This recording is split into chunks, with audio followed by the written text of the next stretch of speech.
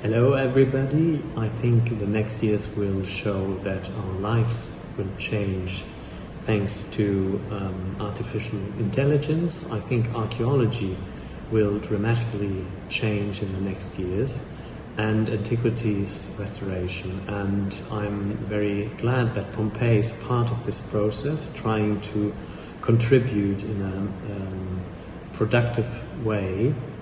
We have more than 13,000 rooms to monitor, to understand what's happening, to restore and keep under control.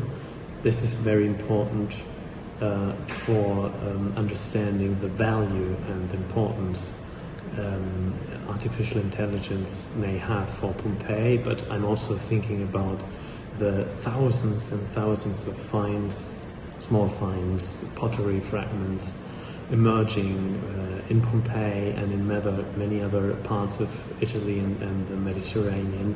This whole complexity, I think, in the future can be managed only thanks to new models of collaboration and collective intelligence, and part of this is also artificial intelligence.